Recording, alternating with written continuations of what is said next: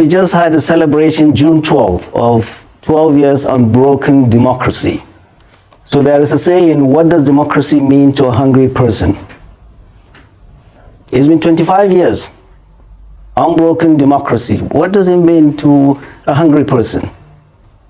Fellow Nigerians, we need to ask ourselves, is our life better today compared to 28th of May 2003? The answer for everybody in this country is no. Democracy, our democracy is very fragile. And democracy needs to be nourished. It's like a flower. It needs to be nourished, needs to be watered, needs to be given fertilizer. But our politicians are taking this, our democracy, our hard-won democracy, for granted. For granted.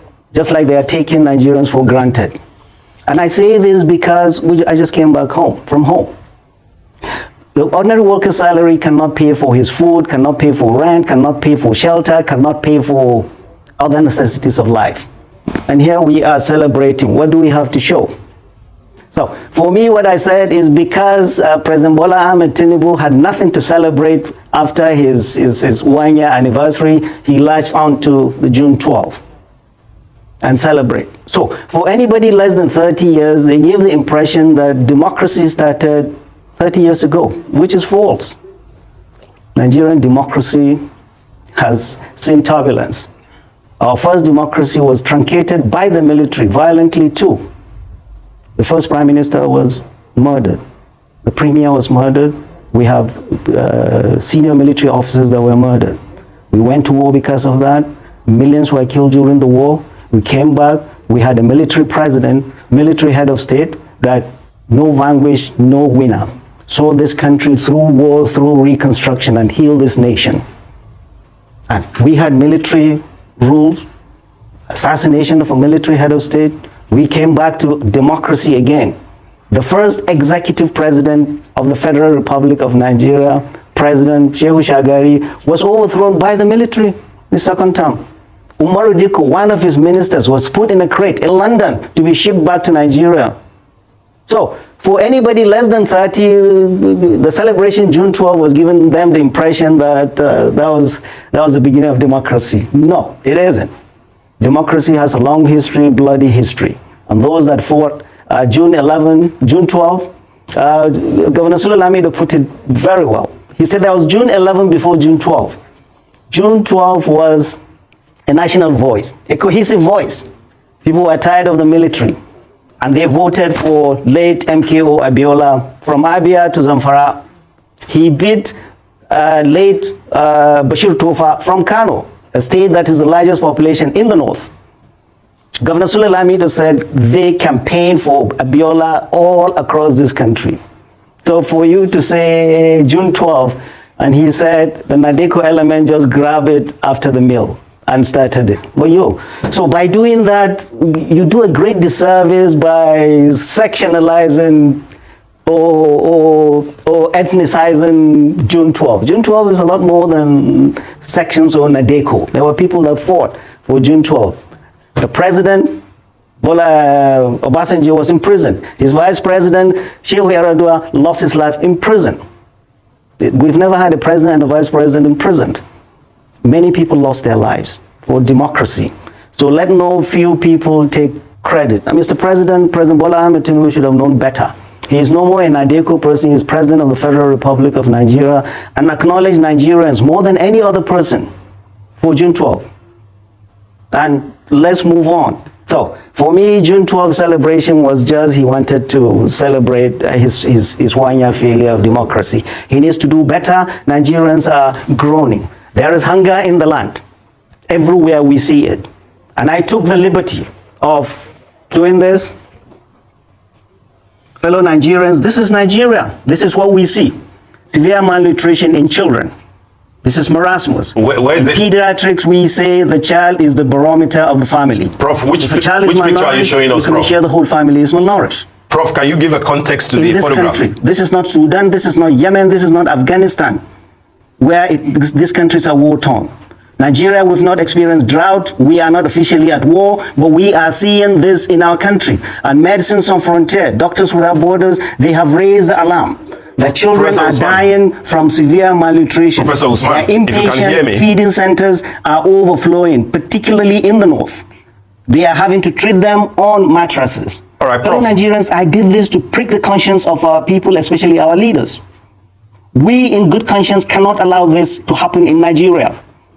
Seeing the extravagance and the recklessness of our leaders, buying, building 21 billion mansion, buying aircrafts, buying SUVs, when our children are dying of hunger in this land of plenty. All right, Prof. So, I Mr. will have to President, if they are come in not very telling you quickly. this is the truth, this is what's happening, our governors do not care. What they do is to give palliative cups of rice to parents, and the children are in the house malnourished, hungry. They should prick the conscience of every Nigerian. This is what we should be talking in mosques, churches, palaces, assemblies, the villa, government houses. We must hold our leaders responsible. This is not acceptable. God Almighty will ask each and every one of us, what did we do when our children are going through this in this land of plenty? And our leaders are here in Abuja, living it up, buying SUVs, billions. There's a report that in 3 months, 30 Nigerian governors spent 960 billion on their creature comfort.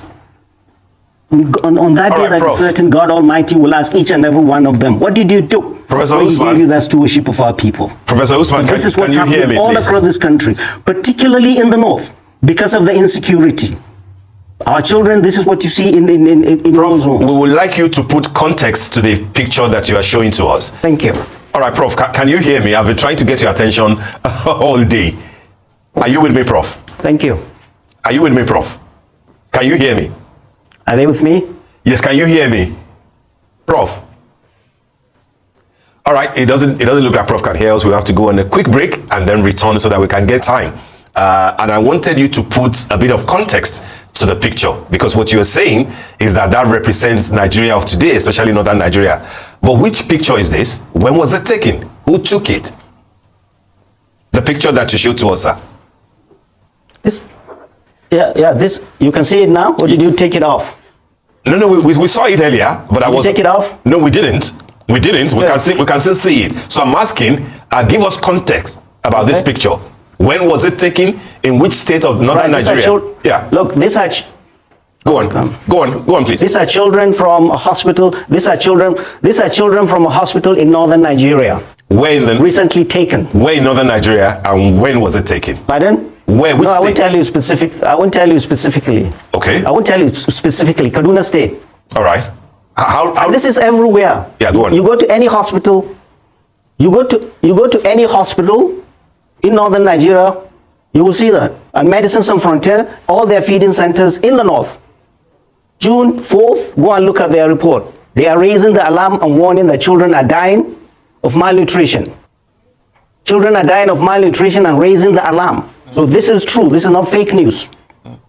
Okay. This is not fake. It may be shocking, but it's the truth. Professor Usman, I'd like to come in here So, because you have raised... governors. Please go ahead, and then I would ask my question. Yeah, what I'm saying, governors need to be visiting hospitals. Like governors of our time. Even the president used to visit hospitals and see how patients are. Go to any hospital in this country, not even in the north. You see a lot more in the north because of the insecurity. Go to any pediatric ward in this country, you will see this. What Medicine Sans Frontier is saying is that there has been an exponential increase, almost twice. They are overwhelmed. And go to any pediatric hospital, emergency pediatric unit, you will see that. Marasmus. This is not fake news. This is real, and it is in Nigeria. So all governors need to visit the hospital, and Mr. President, if he can't go, he should send somebody. There is hunger in the land. Talk to doctors, talk to Medicine Sans Frontier. They are raising the alarm before we become like Sudan. This is our reality, particularly in the north. Check Medicine Sans Frontier's report, June 4th. They are raising the alarm. Okay, Professor Usman, I'd like to We are come in speaking here. for those that cannot speak for themselves. Definitely, and that's what the reason Right. why we're here having this conversation this morning. You've rightfully brought up the issue of insecurity, and I would also like to hit you with a double-barrel question, starting with the Zamfara State Governor's revelations. I'd like to know what your reaction is to Governor Dauda Lawal's claims that Zamfara in the northwestern part of Nigeria now being the hub of banditry, and that there is no political will from the center to combat it effectively. How How credible do you find this assertion that banditry could be eradicated in 2 weeks if the federal government were serious? And that brings me to my next question, which is the federal government's role in insecurity. What are your thoughts on the governor's claim that some agents of the federal government still negotiate with bandits behind his back? Do you believe that the governor's frustration and sense of helplessness are justified? And how should these negotiations be handled to ensure transparency and effectiveness, and as well as the handling of insecurity? Right, thank you very much. And I've addressed these issues over the last 4 years on this same chair. And we've said it, that Zamfara is the banditry HQ, is the hub of banditry. Over 70% of all bandits have their return address to Zamfara. This was long before he came. So this is not new news. We've told that, we've shouted that to the President Muhammadu Buhari, his NSA, and all the service chiefs, and all the governors at that time. Because we know with facts, we were in the bushes, we know. We see all the bandits, you can get their address back home. So it's not new, and he should know that. Another thing, the reason we're having all this problem in Zamfara, which is really, really concerning to all of us that know this thing, is that the governor of Zamfara is not in good terms with the minister, the immediate past governor of Zamfara, who is now the Minister of State, Defense. So if the governor of a state, you are not in good stead with the center, that you need help, how can they help you? Number two, he said, well, this is what they do. These new governors that have created these militias, they go and meet their people and be screaming, no dialogue, no negotiation, and then they come to Abuja and start lamenting and crying, oh, we don't have security, we don't have police, we don't have this thing, we are helpless, some people are doing things behind our back. Didn't you know that?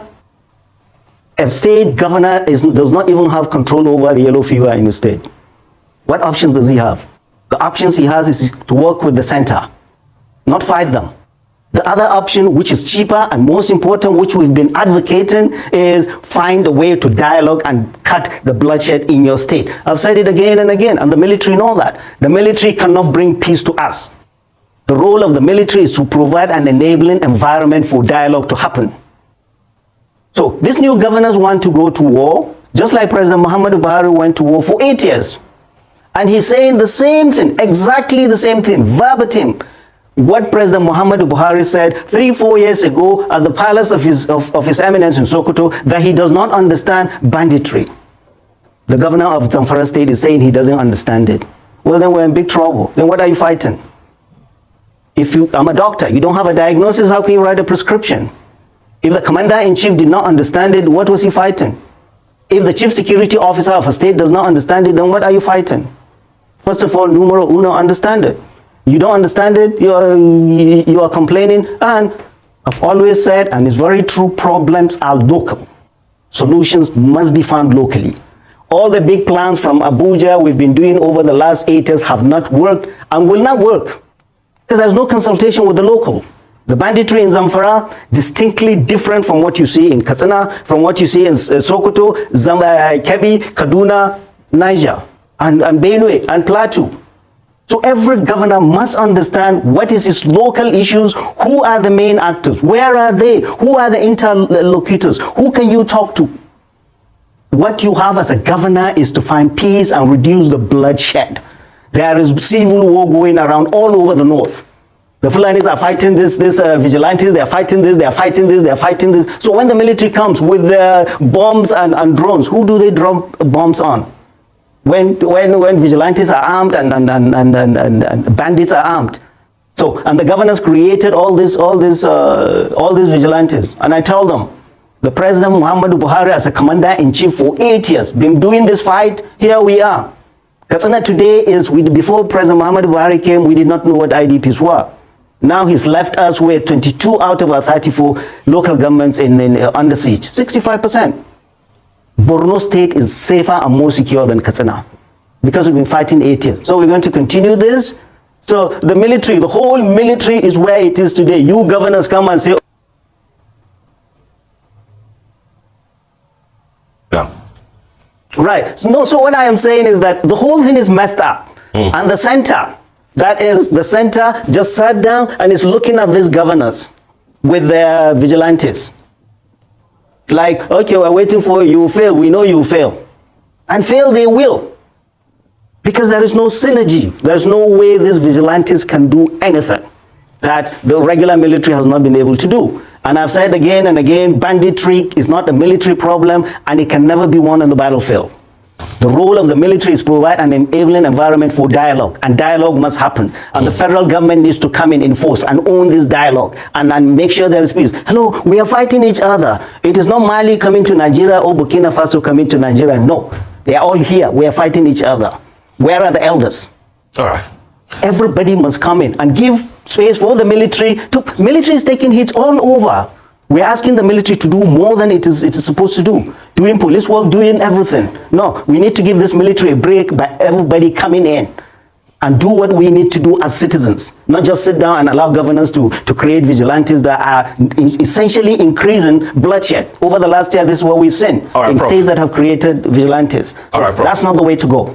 Okay, Prof, thank you so very much. But I would like you that you raised about Médecins Sans Frontières, and I did check it out, and you are very correct. Part of the statistics from them says that Médecins Sans Frontières, Doctors Without Borders, treated a total of 208,644 that is outpatients for malnutrition in Nigeria in 2023.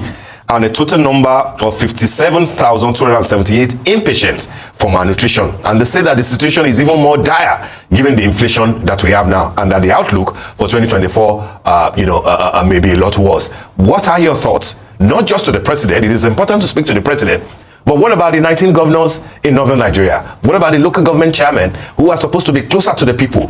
What's your word for them, given the dire situation of malnutrition that we are facing at this point? Your last 2 minutes will be important to address this matter. Right.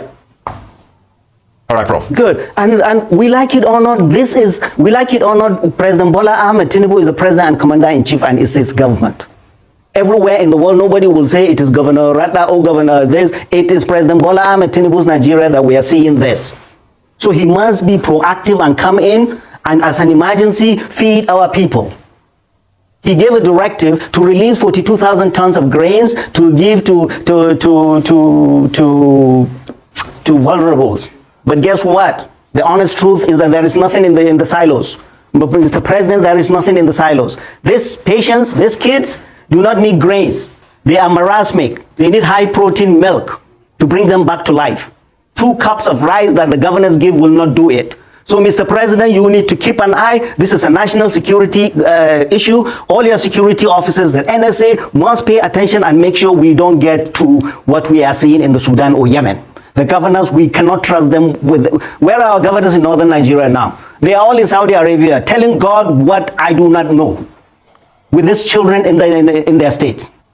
The national security advisor should advise the president and tell him, we have an emergency.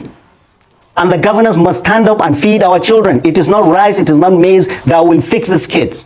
It is high protein milk that will fix these children. And they are all over. It's not only in the north. It's more in the north because of the insecurity. Go to any hospital in this country, including the richest state in this country, you will see this. There is hunger in the land. The child is the barometer of the family. This is an indication of severe malnutrition in this country. Mr. President, for goodness sake, for the love of God, do something about it. Get your national security advisor to be involved in this and solve this problem. Thank you very much. All right, Prof. Thank you. You listen to Professor Usman. This man has been very vocal. He's been speaking loud. He's been fighting. Even if people said he's just fighting because it's Tinubu's that is the president today. When during the time of Buhari, he did not say nothing. He said nothing. And now he's fighting because Tinubu is the president, and he's only fighting for the Northerners, not for the interests of Nigeria. Yes, he has been very vocal about it. He has been speaking loud. And this video, he says something. One thing he said that those Northerners governors, they are in Saudi. They are in Saudi playing. He doesn't know what they are playing for. That one alone. See? He said they are in Saudi. That is the people who are in Saudi. The federal government subsidized that trip for 90 billion. Yeah, 90 billion for that trip for them to go to Saudi pilgrimage. Now this man said there are many thousands of issues going on. You guys leave this issue and in Saudi. He doesn't know what they are playing for. That simply means that those people will not come and solve your problem for you. The God in Saudi you went to visit will not come and solve your problem for you.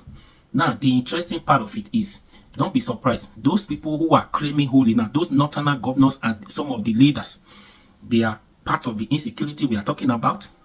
They are part of insecurity. They are part of the gold mining, illegal mining of gold in Zamfara state. That since the insecurity will not end in Zamfara, they are part of it, and now they leave their business for their bosses and for their workers, whatever. They are in Saudi playing in the name of they are there to play for God to come to not to solve their problem for them. The last time they went to the US, they went to the US to narrate their story to the US, expecting the US to come and fight your problem. You are there looking for somebody to help you solve your problem. You are part of the problems. How do you expect the problem to be solved if you refuse to repent from your evil doings, from your illegal way of making money, illegal way of bringing foreigners to the country to come and take what belongs to you? How are you going to solve the problem? It's not going to work. And this God we're talking about, I'm sorry to say, God is not come down from heaven to solve your problem for you. So you must solve it. This man said he doesn't know what they are playing for. Millions of problems. You leave it, you are there. Saudi leaders, authority in Saudi will not come and solve your problem for you. I'm sorry. The 90 billion, you just inject that into their economy. You boost their economy for them in the name of you want to go and play. See God. God to solve your problem. Problem when God not create. You guys are jokers. You guys are joking. I'm sorry to say. This is not to say there is no God or God does not answer prayer. But for the problem of Nigeria, I continue to say God do not have any hand in it. God will not solve the problem. Those governors, if they come together, the elders who are involved in illegal mining in the northern part or involved in insecurity, if they come together to say enough is enough, these things we must stop it. My brother, I tell you, the problem will be solved. But you leave it, continue to play about it, 100 years to come, this problem will remain. That is it. So I've said it.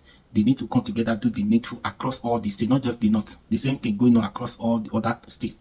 So please, do me a favor. Like, share, subscribe to this YouTube channel. Hit the notification button so that you don't miss out any of these audits. You know, as it be, I'll be your guy. Run out for me. Subscribe, please.